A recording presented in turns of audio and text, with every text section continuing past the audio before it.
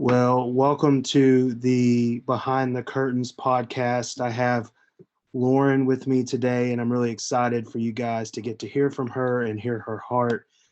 She's a young lady that me and my wife had the honor of meeting several years ago. And she has some fond memories of that. The first time I punched her in the face, several things like that. We kind of took her under our wing and have been so blessed by her and her relationship in our lives. And I look forward for y'all to get to hear some insight into her heart and just a look into the life of a worship pastor, someone who's actively leading in the church, and hear some of her wins, her losses, and what's frustrating to her right now, and what's not frustrating, and how she sees God moving. And so this, I believe, will be a really good conversation. So, Lauren, hey, how are you? I'm great. How are you? I'm doing good. So, if you'll just start out by giving us a little bit of insight to who you are, maybe some fun things, some interesting facts about yourself. Oh, yeah. We'll go from there. Yeah, so I am 21. I'm living in Texas, Borger, Texas. And currently not doing a whole lot, just working and serving at my church. I'm helping out a lot in the youth right now. Kind of getting into media, graphic design and stuff, which has been a blast to get to do. Um, I lived in California for a couple years, went to Bethel School of Ministry, which was a lot of fun. Now I'm just back in Texas hanging out. Awesome. And so you mentioned you went to school and that was in California, and you really, from what I've heard from you, that seemed to be a really good and positive time in your life. What would you say would be your if you had to look back and pick one thing from there that you learned? I know this isn't in the questions I sent you, but just hit me.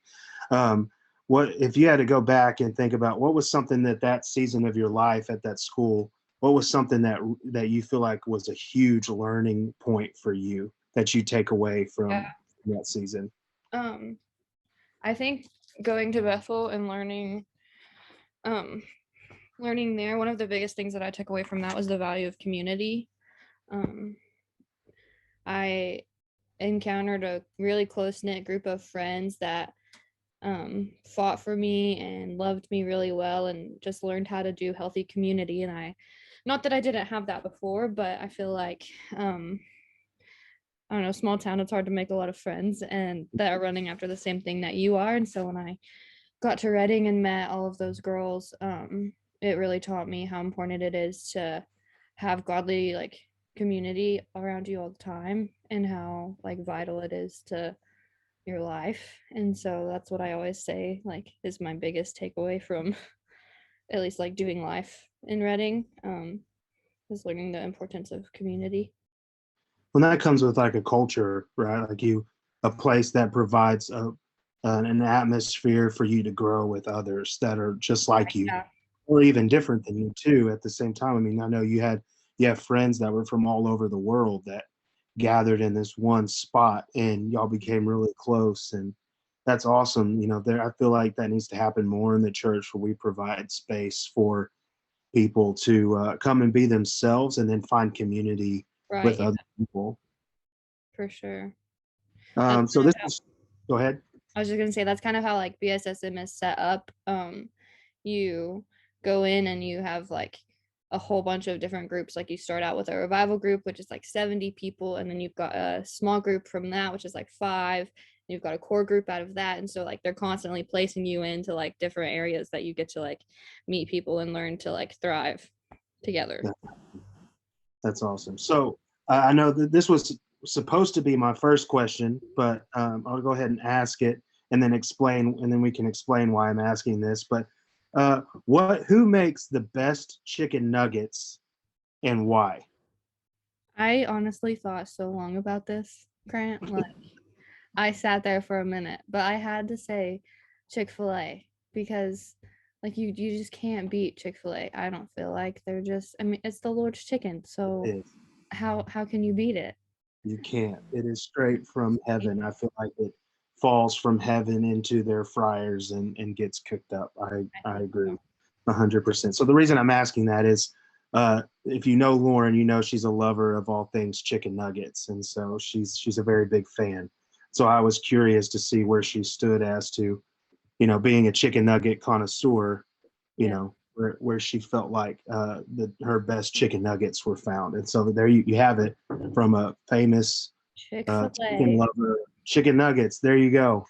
It's all about the Chick-fil-A chicken nuggets. So going on to some more serious conversation and diving into some things that I think uh, people in the church world that watch worship leaders, maybe they have these questions and they don't even know how to ask them, or maybe they've never thought about some of the things that we're going to talk about Yeah. today. But I just want to ask you a few things, and feel free to go as deep into them as you want to, or just scratch the surface. Okay. Um, you know, just have your way with it. So the first thing that I want to talk about is, when did you first hear or see worship displayed in a way that moved you? Yeah, so when I was thinking about this, the memory that came to my mind was, I don't remember how old I was. I was probably like 12, but my grandma had taken me to like Bethel music worship thing in Amarillo, and I remember going in and seeing I really think it was Stephanie. I don't remember, but I think it was her, and she was like on the floor just pouring her heart out to the Lord. And I remember sitting there thinking like, whoa, like I want to worship like that. Like I don't want to care what people think of me, or like what others are gonna say or whatever. Like I want to be fully like surrendered to the Lord. And it just like hit my heart in a different way than like worship and at a church service ever had. um yeah. That's awesome. I can remember the first time I heard, it's just crazy. I can remember the first time I heard your voice, Hmm. and I could hear such a purity in it, and a lot of times, I feel like worship leaders, the best worship leaders don't think about themselves as the best worship leaders. All Yeah. they want to do is what you just described. They want to be in the presence of God. They want to worship freely. The only boundaries they want are the boundaries that God puts in place, and they Yeah. just go for it. And that is so evident, for the people that don't know you. I just want them to know, like, it is so evident in the way that you chase after the heart of God, not just on stage in front of crowds, but also off stage. I feel like that's where it starts, right? Like it's Right. that. Yeah. Do what? Go ahead. I was just agreeing with you. I said, yeah, that's where it starts. Yeah, Is it's what you listen to and what you worship to in your car. It's those moments of being in God's word when nobody's looking, and then yeah. what people see on stage is just an Oh, outpouring of that. I think, a lot of times you can tell when someone is performing, when they're putting on a show, and when it's authentic worship where you could care less who's in front of you if it's not Jesus, and right. that Right. that's so evident in your life. When did you hear the call to lead others in worship? So this is actually kind of crazy. I thought about this, I don't know, a couple of months ago. Like something brought the memory back up in my mind. But I was at a church camp one summer, probably like 14. I was 14 or so, and the worship pastor that was there did this like call at the end of a worship service. He said something like, if you feel like you're meant to do this, like you're meant to lead others in worship, then like stand up and come over to this side of the room. And I was sitting there, and I remember something like inside of me was like, oh, like that's me, like that's like, yeah, like I want to do that. I feel like I'm meant for this. And like the next thing I knew, I was like getting up and like walking across this to the other side of the room, and they like prayed over us, and it was a really sweet moment. And then after that, like I got home and started leading worship, and so it was like absolutely insane. That's awesome. So you knew you felt the tug, and you were like, okay, no looking back. This Yeah. is this is what I'm supposed to do. Hmm. That's awesome. I think, I felt that going into ministry for myself. I felt the tug to go into ministry for a long time, but I didn't want anything to do with it. And it was like, oh, Yeah. I've got so much other stuff that I want to do with Right. my life before okay, God, you have my yes, but you have my yes 10 years from now, or when I Right. get older, I'll finally step into that. And, you started so young and you still are so young, but you gave them your yes, and yeah, you still struggled and you went through some stuff, and that's another. We can have a whole nother podcast about all that redemption and Right. everything that God did there. But yeah, you have such a beautiful story of uh, you giving your yes and Satan trying to do everything he can to rip that from you, Yeah. and you going eventually going, hey, heck no, like this is what I'm Right. called to do. I'm Yeah. coming back. And man, it was, when I heard, like I was talking about earlier, hearing your voice for the first time, and then whether you were ready or not, I was like, all right, you're singing, you're leading worship, get up there, you're Yeah. leading you're leading our youth group in worship. And uh, maybe that was a little premature at the time, but I couldn't help myself. I was like, there's no way I am letting her slip through our fingers right now. And so yeah, it's a your yes continues to bless so many people and lead so many people to the Lord. And it was a beautiful yes, even if you had to fight through some stuff afterwards. Yeah.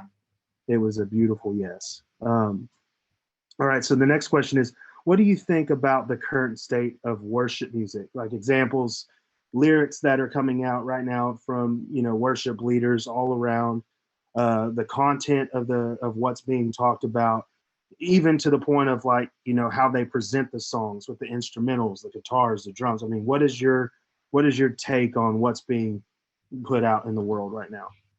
I think that the current state of worship music is like it's really good. It's really sweet right now. I think that writers and worship leaders like we're all coming back to like the simple things, like the simplicity of everything, just to like pure adoration of the Lord, to making it for him and for like nothing and nobody else. There's quite a bit of content coming out right now. And I feel like there's just like a call to purity and worship again. Like coming back to the heart of why we worship the Lord and like why we write songs, like reevaluating motives. I've been reading a book lately. It's called The Reset. It's from Jeremy Riddle, and there is a quote in it that I want to read. Um, it says, worship is not an industry, it's not a platform. It's not about worship leaders, worship projects, new songs, new artists, new movements, or new brands. Worship is not a trade. It is not a career path or a professional line of work we get to do. Worship is the sound of a covenantal people, a people betrothed to Jesus. It is the sound of their love, adoration, and zealous devotion to the only one found worthy. And I really feel like the current state of worship music is like that, or like coming back to that. Yeah, Does that make it sense? is. I've noticed that too. That a lot of the music now, it used to, the all the production of worship music for so long it was very produced. There was a lot of, you know I don't even know the words for it, but like synthesizers and like all these, like you could tell that it was done in a controlled environment in a studio. It took hours to put together. Not that that's necessarily a bad thing in any way. I mean, they No, I put mean, their full effort to it, but it right. seems like now things are becoming uh, they're giving less to give more, if that makes sense. Like Yeah. the instrumentals are very simple in nature, and the lyrics are uh, they're easy to follow and understand, but at the same time they're deep, like Yeah. wells Yeah. Yeah. of power and of who God is and His Right. heart for His people. And I love that you brought up Jeremy Riddle. I was watching a thing that some people were sharing the other day online. I think maybe you even shared it, where he was talking about we can't tell people it's not about the platform, and it's not about winning awards. And then when we're performing on massive stages and winning awards, we're glorifying that on Instagram. And it's this, Yeah. it can become so performance driven. It can become so like, give me a pat on the back and give me these massive stages. And if we're not careful, then we're elevating our own talents and our own self, and then trying to say it's not about that. But sure, I'll promote the fact that I won these awards, and Right. I'll Yeah. we walking that line of where do we lose Jesus in becoming a well-known worship leader? No Mm. one wants to do that, right? Nobody wants that to happen, Right. because then what are we worshiping at the end of the day? What is the biggest frustration specifically as a worship leader? Like for you specifically, you don't have to talk, what you think it is for the whole world, but like for Right. you specifically as a worship leader, um, what is a frustration that you have with either um, anything to do with the worship world? We've kind of already touched on it a little bit, but one of my biggest frustrations and something that I like have to check, I don't know if I like check myself a little bit on sometimes is like whenever it does like get made into a performance, or like when that's more important than worshiping the Lord. Like Right. it should not be about the lights or the songs or the guitars or who's singing. It should be about Jesus, and that should be enough. And so I just get really frustrated whenever like that is a thing, because I don't think that it should be. Yeah. And I think that especially millennials and the younger generations, they're so out on fake. Mhm. Like I'm a millennial too. And well, are you Generation Z or are you a millennial? I, You don't know? Do I'm you like remember in the middle. 9/11? I've Huh? heard that people that Yes. remember 9/11 are considered millennials. So you remember 9/11 Well, I was like 2. too? You might be a Gen Z or who knows. But anyways, us youngsters, we we can sniff out the fake, and we want authentic, we want real. We don't, I think a lot of, even as a youth pastor, we started to, and my youth pastor friends started to see that our students could care less about the flashy lights. They Yeah. wanted us to just be honest and real with them, and they responded a lot better Yeah. when we just presented Jesus in a real way instead of trying to sugarcoat something or make it flashy, or have the lights going crazy. Like, just give me what's real Right. and Yeah. get the show. And I think that's beautiful. And I see the frustration there of, the need to some for some people to, they feel like, maybe deep down, like Jesus isn't enough to actually draw people in, so they have to add, this is an assumption of course, but they have to add all of this extra stuff, to draw people in, and then they can get Jesus. But I'm I with think you. too, like with how worship culture has become over the past however many years, like with it being where we like go to like worship concerts or whatever, like which isn't bad, but I just think that it's all on like the heart posture of like why you're doing what you're doing. So Mhm. I think that it can be kind of easy to like slip into like the performance ish mindset just because of how, like if you're new to it or if you're like brought into it like nowadays, like that's just like what you see, does that make sense? Absolutely. Yeah. All right. So moving on a little bit, what do you wish people knew, that don't lead worship?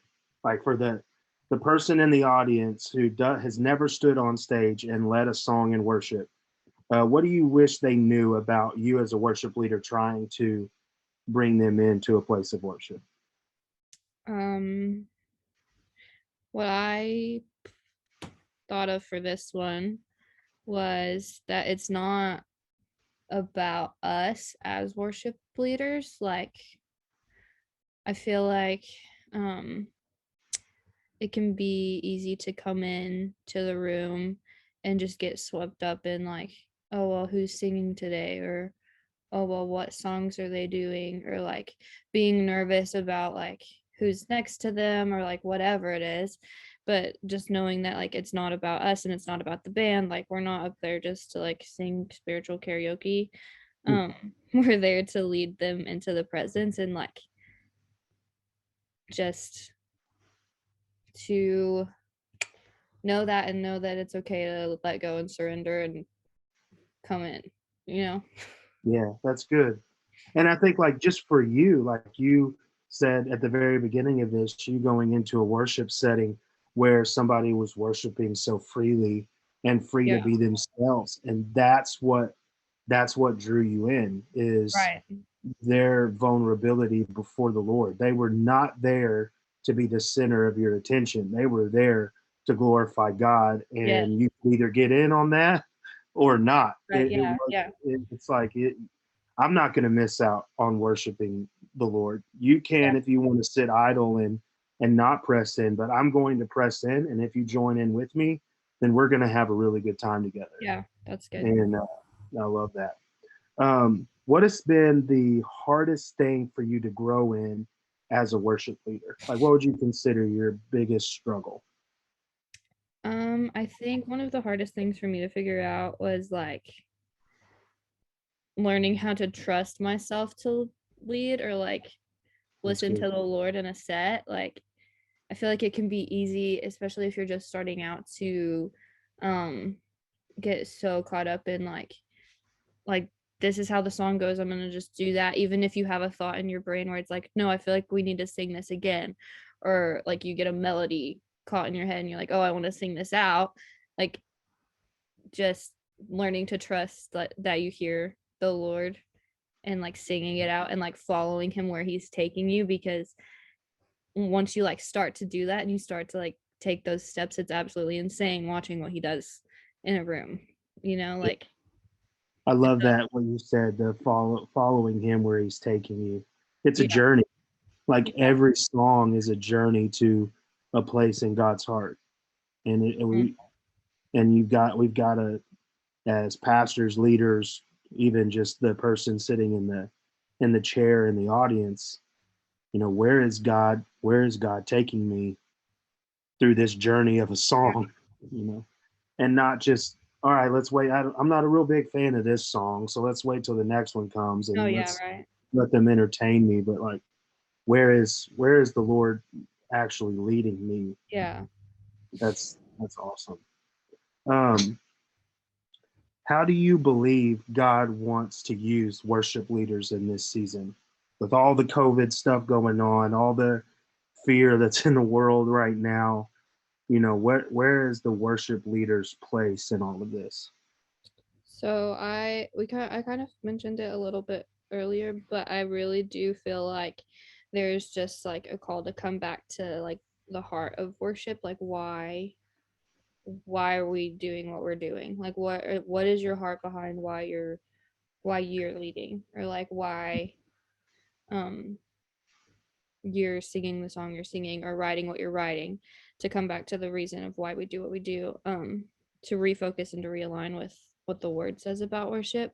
And then I also feel like there's this like grace for creativity right now, to write, to draw, to sing, to dance. Like there's this fresh like thing to step into where um I don't know, like for people to write like pure and authentic things coming out of this crazy year that we've all had. Right. Um, and then I wanted to read this too because I feel like it goes with what we're talking about. And when I read it, so I feel like this, where is it?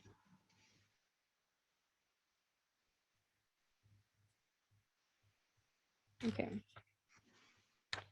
So this is from that book again. But love is the only foundation God desires to build upon. Forget there's an industry, forget there is a career to be had, a model of how to be a worship leader. That model is broken. Instead, be someone in love. Love is the only qualifier in worship. Love is the only thing that really carries that anointing. Love is the only authority you have. Love is the only difference between a song and a ringing gong. Love is the only thing that determines whether your life and your sound will have meaning, longevity, and purpose in the earth and heaven. Your job is to love Jesus well, not kill the worship leader game. Oftentimes, when I hear worship leaders lead, love is not the thing I experience. So many other new agendas have crept in: new vocal styles, new worship moves, new facial expressions, fresh song choices, and so much coolness. Sometimes I just want to sweep the table clear and say, just show me your love for Jesus. Love leads me in. Love opens my heart. Love renews my passion. Lead me in love. Only the pure fire of your love for Jesus can ignite the church and the world in worship. A nice Christian performance will never carry this fire, but a people who break their alabaster jar, a people who risk everything to fall at the feet of Jesus and say, I love you, with their tears, their kisses, and their extravagant ministry to Him, will. So I feel like there's a call to just come back to just being in love with the Lord. Like, Yeah. lead from that space of just like, I love you, Jesus. Um, yep, that's my answer. That's so good. And I want everyone that's listening to this know about 3 years ago, you would be able to get this out of this girl. It was in there. It was in there. It was definitely in there. But she was, I can remember times of us sitting in the office, me, you, Chloe, Trevor, whoever, and we would be talking about stuff, and you would sit back and you could tell that you were taking it all in. You weren't going to give anything out, but you were taking it Yeah. all in. And I think that there's nothing wrong with that. And I hope I never made you feel like I tried to push anything out of you, because I could see that you were in a season of you allowed yourself, which a lot of people don't, to go through a season of taking a lot in. Mm, And then you went to California and went to school, and you came back ready to like release the fire, that you let the fire build up in your bones. yeah. And now hearing you talk like this, it's almost like a proud dad moment, because it's just I see so much growth in Mm, you, Lauren, and such a I've always seen since I met you the call that God has on your life, and keep letting that fire just burn brighter and brighter and brighter. So one last thing for a say there's a young lady, or even a young, it doesn't have to be a lady, but a young person who is feeling that tug that you felt to be a worship leader, and they're in the very beginning stages of feeling that, or maybe you know they've walked the aisle and said yes, yeah. they've talked to somebody, they've began the conversation of starting to learn what it looks like to be on a worship team or whatever. What would be what would be your encouragement to them? And if you had a group of, like, say, to give you a scenario, if you had a group of 15 kids sitting in front of you right now, who all aspire to be where you're at with the Lord and be a worship leader, what would you say to them? If I gave you 1 minute to answer, Uh, what would you say to that group of kids? I would say, oh, I would say, let your love for Jesus mean more to you than anything else. And like, don't compare yourself to anybody. Don't get into that. Because you're unique, and the call that God has on your life is far greater than anything you can come up with on your own, and it is far greater than anything that you could dream up. And you don't need to compare your call to someone else's, because you're you're you, and that's good enough. And I would say, never stop creating. Always create things with the Lord. And I would say, hmm, just look at Jesus and run after him and don't stop. With just give him your yes because it's the best thing that you could ever do. That's awesome. That's awesome. Well, Lauren, thank you so much for taking some time to come hang out with me on this, what is this, Thursday afternoon. And Yeah. I know that people will be blessed by this conversation. Um, where can people find you? What's your Instagram? Come on, give yourself Oh, some promo here. my Where can people find Instagram, my Instagram handle is at _ Lauren.McKenzie. Awesome. That's where I'm at. That's where she's at. That's where she's hanging out. Where you'll find me. Yeah. You'll also probably find her with no shoes on and looking for her keys. Yep, Is that that's it? very Yeah. accurate. And eating and on her way to try and get some chicken nuggets from Right. Chick-fil-A specifically. Even though Chick-fil-A. Border America doesn't have Chick-fil-A, Border America doesn't have Chick-fil-A and you can it's so drive 45 minutes to an hour to Amarillo and get you some chicken nuggets from Chick-fil-A. sometimes you just gotta do that. You just got to do it. All right, Lauren. Well, thank you. Love you. I'm so proud of you. I know my wife is too. If she was here, she'd be, screaming and crying and so proud of you. But yeah, so have a good day. And thanks everybody for tuning in and listening. I hope this blessed you. And we'll see you next week for some more Behind the Curtain.